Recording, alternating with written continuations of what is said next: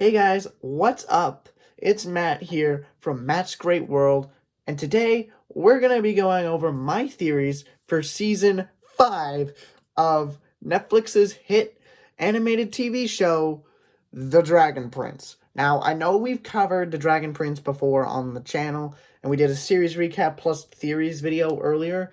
Well, I decided that I'm going to split that video in two, and I'm going to go more in depth on some of my theories for season 5 of The Dragon Prince.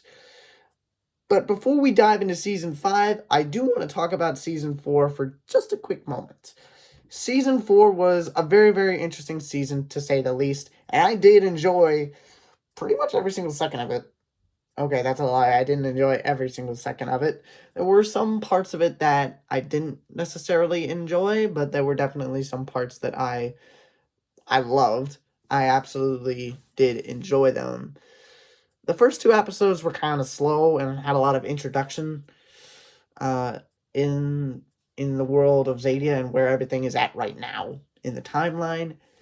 And I also was disappointed because we didn't get a whole lot of Rayla and Callum kind of, just being together. Like, they were kind of trying to avoid each other for most of the season. Well, Callum was mostly avoiding Rayla, but that's a discussion for another day. I'll talk about Raylan specific theories and ideas for season 5 and other seasons of The Dragon Prince later on down the line. And season 4 did actually answer a lot of questions for the fandom going in. But to be completely honest, we have just as many questions now as we did when we were still waiting on season 4, to be completely honest. It was a 3-year time gap between the end of season 3 and season 4. So that was kind of a long wait for us to get the next chapter of the story. And today, I just kind of want to go over what I think we might get in season 5 of The Dragon Prince. Some of these might be just wishful thinking, and I might be reaching for fruit that's a little too high, but others might actually be pretty spot on. Let me know down in the comments down below what you think about my theories, and when the season does come back out, when we do get season 5, go down in the comments and let me know, was I right? Was I wrong? Or was I pretty close? So yeah, you be the judge. I also want to issue a spoiler warning because some of these theories are going to require some context and some backstory. So I might have to go into that to kind of explain why my theory would possibly make sense. So that's out for you guys right now. If you haven't watched the show, I highly recommend it. Go pause this video, save it for later, go watch the show, just binge it, and then come back and just watch my theories and see what you think about whether or not they might actually happen in season 5.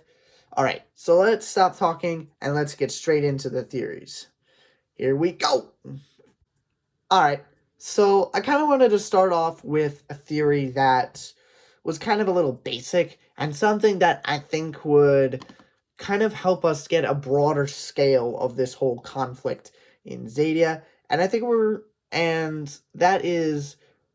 gonna get more backstory on the Archdragons and their role in the conflict in Zadia between the human kingdoms and the elves and dragons and whatnot.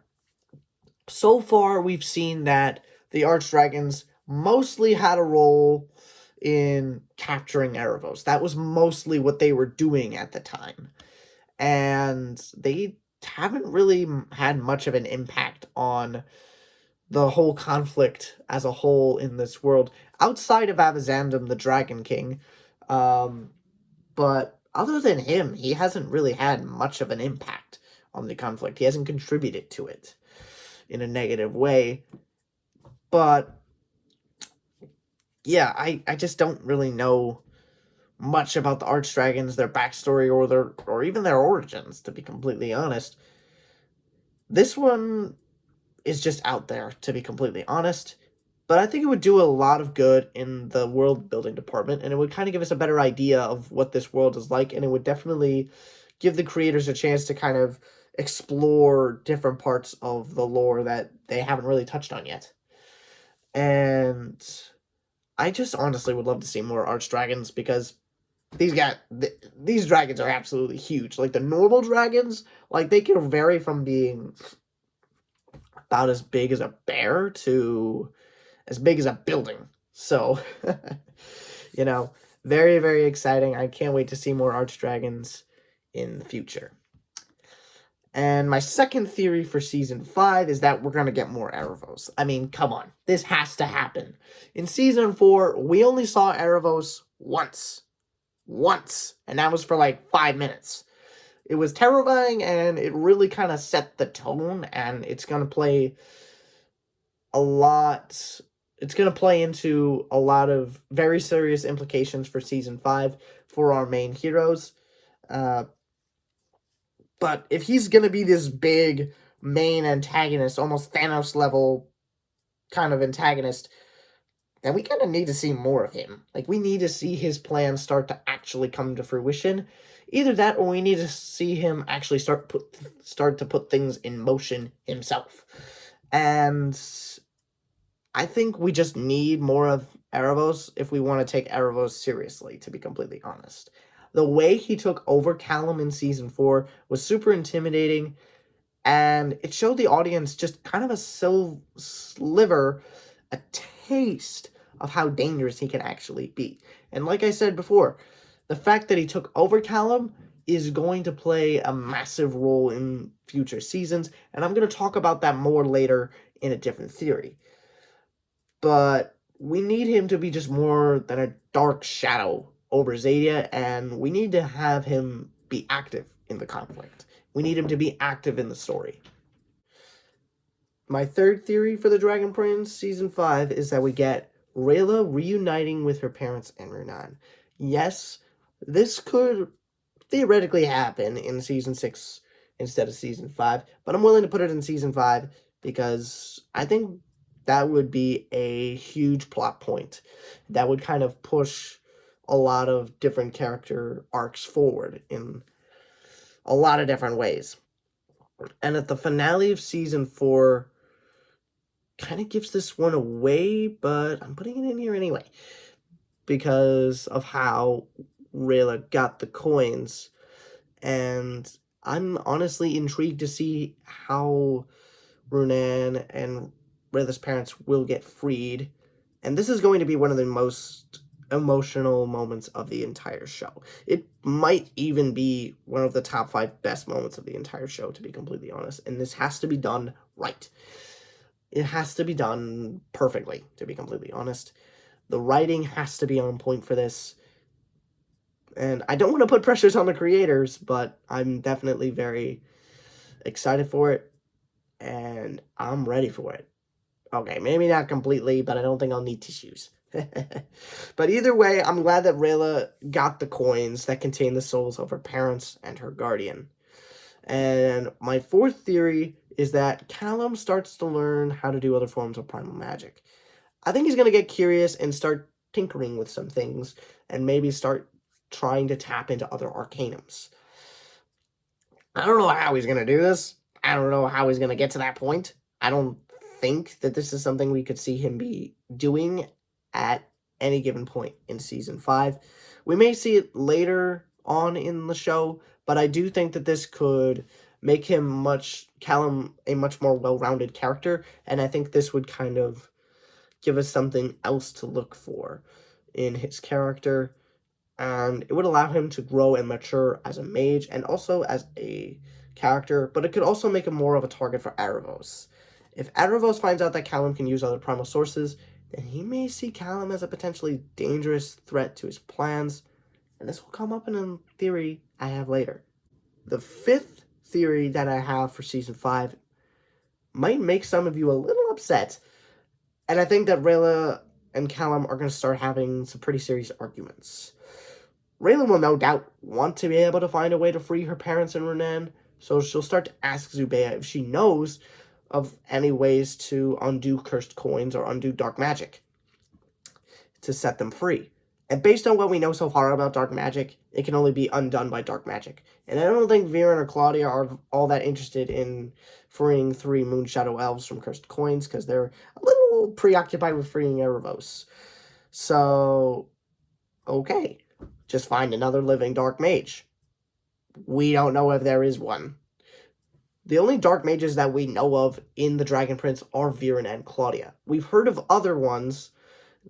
We have heard of one other dark mage in the lore before, and I swear I'm going to butcher his name, but I think it's Kapar, and that's Viren's mentor, his master, I guess you could say. And I, as far as I know, don't think he's still alive in the lore. I could be wrong.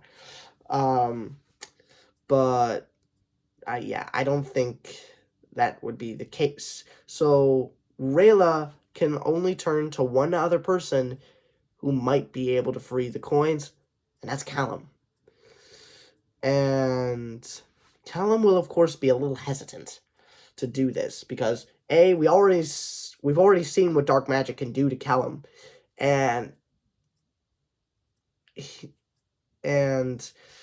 he'll become more vulnerable to Erebos. I think that if he's using dark magic, Erebos might be able to sense it, and he might be able to remotely get under Callum's skin again.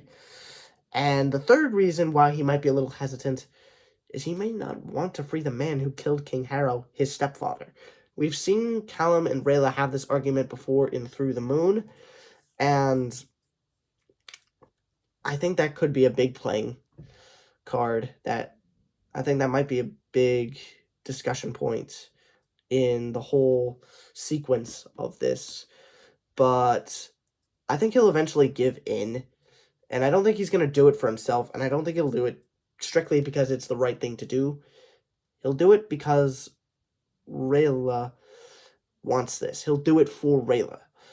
And honestly, I think that could be one of the biggest building blocks to their relationship getting stronger later on in the season, but it could also have some negative effects. My, hang on, not 10th, 6th theory for the Dragon Prince is that Callum gets possessed again. Remember when I said that Callum using dark magic to set Renan and Rayla's parents free might have some negative effects? Here you go. After freeing Renan and Rayla's parents, Erebos will possess Callum once again, but only after her parents and Renan are free, because I do think they're going to have some kind of significant role to play in this still. And this will confirm to Callum that his suspicions were right. He's on a path of darkness, and he is a danger to everyone else. And at least that's what he's going to believe. And then my 7th theory is that Callum will run away. I can't take all the credit for this one, to be completely honest. This theory was inspired by a video that was made by the Cove. I think I said that right. Let me know if I'm wrong down below. And I'll leave a link to his video on this theory down in the description. So if you want to check out where I kind of got the building blocks for this, go check him out. Leave a like, follow, and subscribe to his channel because he does a lot of great videos. And the high point of this is that Callum will be pushed over the proverbial edge, and he'll decide that it's better to leave his friends and to try to keep them safe and try not to be a danger to them. And only Rayla will feel the pain that Callum felt when she left 2 years prior. And I do think that Rayla will chase after him, determined not to let him make the same mistakes that she did, and I'll explain how that happens and when I think Callum will run away in my next theory. My 8th theory is that Rayla will bring her parents and Renan back to the Silver Grove and be redeemed by the Moonshadow Elf community and will no longer be a ghost. This one might be a bit of a reach for Season 5, to be completely honest, but I do think it'll fit in the timeline of the whole story. But I do think this happens on the back half of Season 5 if it were to occur in Season 5 at all. Plus, we'll get that Renan Athari reunion that we've all been waiting for. So, big thumbs up. And this is going to have a lot of emotion. It's going to have a lot of big implications on the story going forward. And I predict that Callum will go with Rayla to the Silver Grove while the others kind of head back to the Storm Spire or something like that. And then Callum will explain everything to the Moonshadow Elves, explaining what Rayla's done and, how, what happened with Tidrin and Lane, Rayla's parents, and Renan, and all that stuff. And then the Moonshadow Elves, plus Rayla's parents, Renan and Athari, will become indebted to Callum and Rayla. And afterward, Callum leaves in the night, leaving nothing but a note, or a letter, kind of, to Rayla, explaining why he's left, and that her leaving in the first place didn't matter anymore. All that mattered was keeping Rayla safe. My ninth theory is that we get the big feelings time talk, the big conversation between Rayla and Callum. And Raylan fans, we've been waiting for this for a long, long time. We were hoping we got that in Season 4, but the closest we got was Callum asking Rayla to kill him. So, that was not what we were hoping for.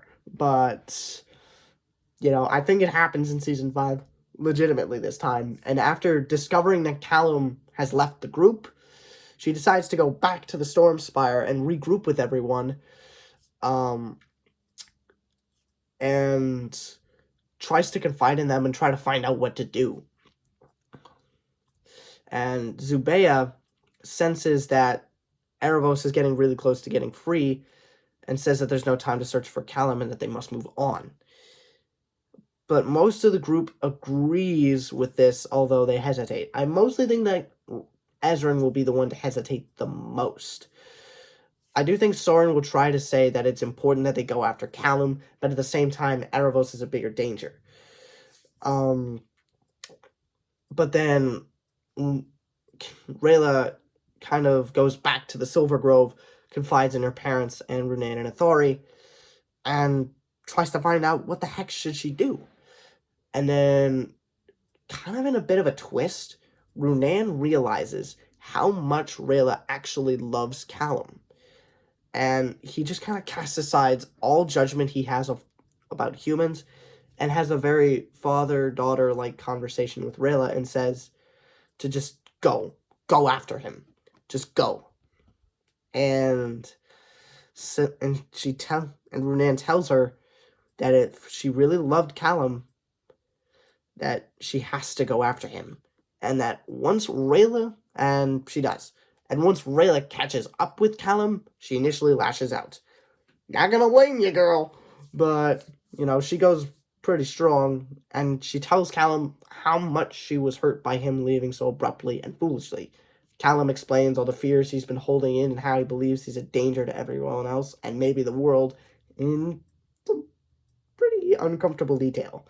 And Rayla tells him to just forget about it, and that she'd do anything to keep him from Erebos' grasp, even saying that she'd bind herself with an assassin's binding to keep him safe from Erebos until he's defeated. I do think she might actually go to this length, and she could absolutely do this. Do I think it will actually happen? Yeah, I don't know. I'm willing to hold out hope, though, because I think that would be cool. And I think that would kind of turn a light bulb on in Callum's head. But anyway, getting back to the theory, Callum tries to persuade Rayla to just return with the others and go after Erebos. But Rayla just won't budge, because she's Rayla. And Rayla once again brings up how much she was hurt. And this catches Callum's attention. And then Rayla says there's more to it, because she understands what Callum went through when she left 2 years prior. And Callum says that it really doesn't matter now, but Rayla insists that it does. She says that if they can't face anything together, then there's no point in facing it at all. And the two eventually talk about anything and everything. They just divulge all of their feelings about the last 2 years. Eventually share a long-awaited Raylo kiss, because I know we've been waiting for that.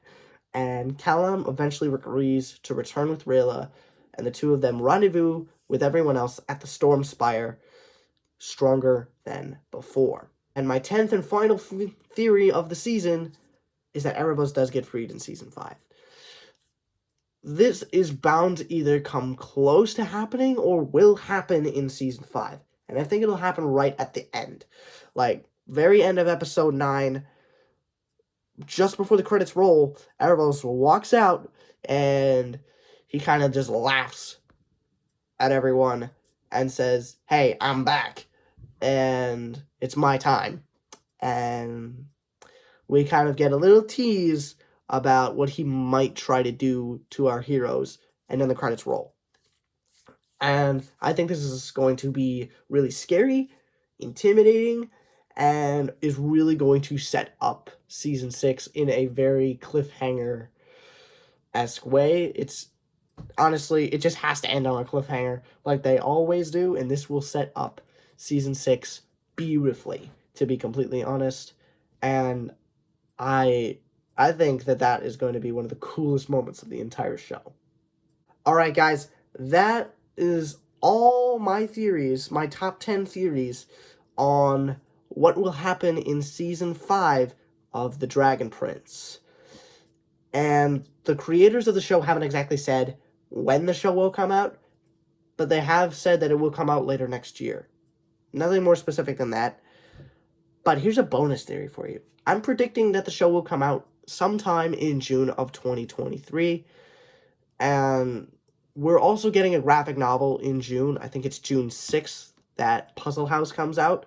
And that graphic novel is going to follow Claudia and Soren. And I am so excited for the Season 5 of The Dragon Prince, because this is going to answer a lot of questions.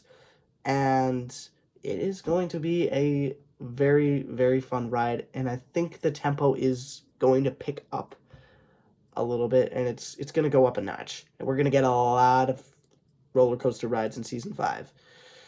But yeah, that's my bonus theory for you guys. So what do you think of my theories, guys? Do you think that I'm pretty spot on? Do you think there's something I left out? Let me know down in the comments down below. Also, leave a like on this video. Subscribe. And please subscribe to the channel, because I want to grow this community as much as possible. And I want to get the conversation going with all of you guys, and I'm excited to hear your theories. Like, please, start dropping them down below. I promise I'll try to get to as many of them as I can. Alright, guys, thank you so much for tuning into this video. I hope you guys are safe, and I hope you guys are warm.